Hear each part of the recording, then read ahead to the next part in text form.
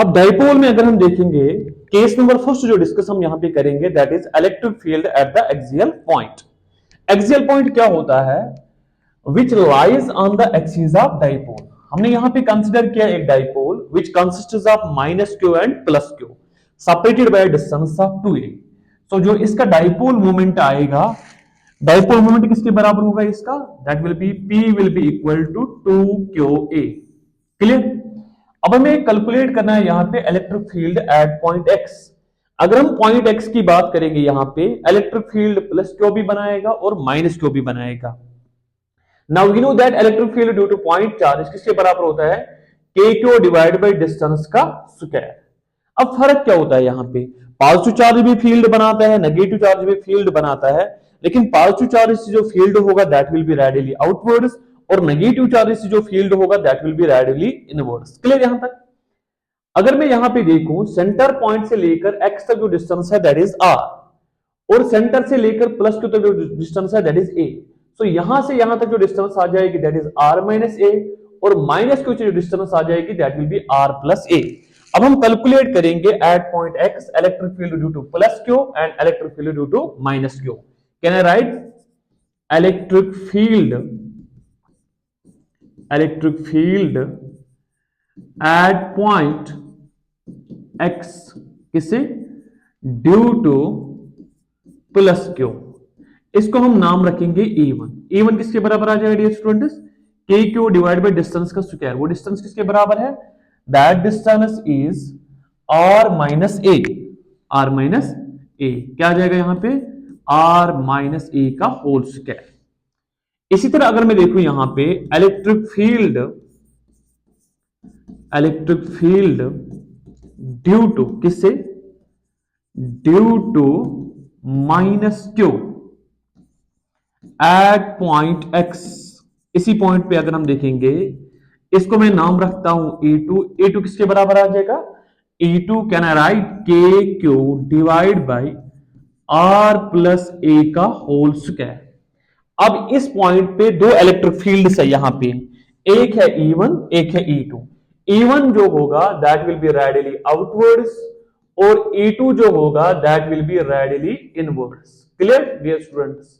Now we know that E is inversely proportional to R square, इसलिए magnitude of E1 जो होगा वो ज्यादा होगा as compare to the E2 क्योंकि प्लस क्यू नजदीक है as compare to the minus q. क्या मैं फिर यहां पे नेट इलेक्ट्रिक फील्ड कैलकुलेट कर सकता हूं? Can I write E net? Therefore, E net is equal to E1 minus E2. E1 minus E2. यहां पे इलेक्ट्रिक फील्ड वेक्टर क्वांटिटी है। So whenever two vectors are opposite to each other, at that time vector sum is equal to algebraic subtraction. अब हम value substitute करते हैं यहां पे। Can I write E net is equal to E1 का value क्या है यहां पे? K q divide by R minus A का whole square minus k q divide by E2 क्या है dear students? R plus A का होल स्क्वायर। यहां तक ठीक है? अगर हम देखेंगे यहां पे इक्वेशन में can I write E net is equal to k q हम कॉमन लेंगे, अंदर क्या बचा यहां पे? 1 अपॉन R माइनस A का whole square minus of 1 divide by R plus A का होल स्क्वायर। क्लियर? क्लियर यहां तक डियर स्टूडेंट्स?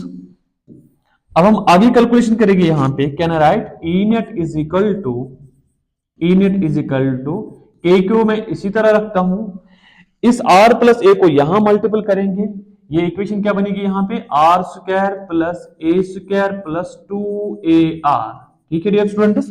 अब माइनस टर्म जो है यहां पे, ये यहां पे इक्वेशन है R माइनस ए का whole square, positive term negative बन जाएगी और नेगेटिव वाली पॉजिटिव बन जाएगी। क्या आ जाएगा फिर यहां पे?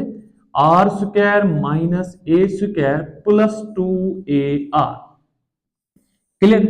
अब now we know that a minus b into a plus b किसके बराबर होता है? A square minus b square, और इसको अपना भी एक स्क्वायर है इसलिए क्या आ जाएगा? Whole square.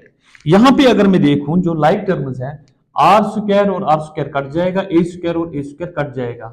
इक्वेशन क्या बनेगी यहां पे? E net will be equal to शाबाश के क्यू इंटू, यहां पे क्या मैं लिख सकता हूं? 2AR प्लस 2AR कितना बन जाएगा यहां पे?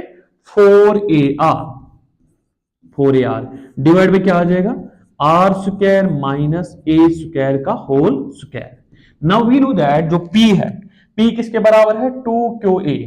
ये जो है इक्वेशन, इसको हम लिखेंगे in terms of p। Then can I write E net is equal to, 4 को मैं ब्रेक करूंगा, क्या मैं लिख सकता हूं 2 इंटू 2 और q इंटू ए, और क्या बचे यहां पे k इंटू आर, डिवाइड में क्या आ जाएगा, are square minus a square का होल स्क्वायर। यहां तक ठीक है। इस 2 के ए के बजाय मैं क्या लिखूं, यहां पे p लिखूं यहां पे, क्योंकि p यहां पे हमने ऑलरेडी राइट डाउन करके रखा है। देन कैन आई राइट, यहां पे जो ए नेट होगा, यहां पे E net will be equal to 2 times of p k r upon r square minus a square का होल स्क्वायर। ये हमारे पास आई general equation of electric field at point x. लेकिन अगर हम यहां पे स्पेशल केस देखेंगे, यहां फॉर शॉर्ट डाइपोल, अगर हम शॉर्ट डाइपोल की बात करेंगे, यहां पे for short dipole can I write r square is far far greater than a square. R square far greater than a square means क्या होता है यहाँ पे कि r square is far greater than a square. ये जो point है, ये हम एट लॉरेंस डिस्टेंस लेते हैं as compare to distance of a. So यहां पे मैं ए को नेग्लेक्ट कर सकता हूं, ई नेट क्या आ जाएगा यहाँ पे, E net will be equal to, E net किसके बराबर आएगा यहाँ पे 2p के आर अपॉन ए को जब मैं नेग्लेक्ट करूं, यहां पे क्या बचा सिर्फ आर स्क्वायर। आर स्क्वायर को फर्दर हम स्क्वायर करेंगे, ये क्या बनेगा आर पावर ऑफ 4, एक आर कट जाएगा, यहां पे क्या है 2p के डिवाइड बाई आर का cube. This is the electric field due to dipole at axial point. अब यहां पे अगर हम देखेंगे इस इक्वेशन में, और एक इंपॉर्टेंट पॉइंट आया, that is relation between electric field and are.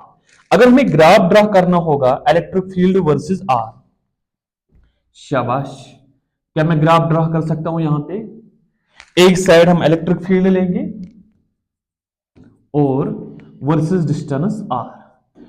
ई और आर के बीच में इनवर्स रिलेशन है, the shape of graph will be, शाबाश, rectangular hyperbola, because E is inversely proportional to r का क्यूब। क्लियर है बेटा। यहां पे अगर मैं इसी इक्वेशन को इन वेक्टर फॉर्म लिखूं, इन वेक्टर फॉर्म क्या आ जाएगा यहां पे, इन वेक्टर फॉर्म, वेक्टर फॉर्म को लिखने के लिए यहां पे अगर मैं देखूं, एक आया electric field that is also vector quantity, एक आया यहां पे डाइपोल मोमेंट, वो भी वेक्टर क्वांटिटी है।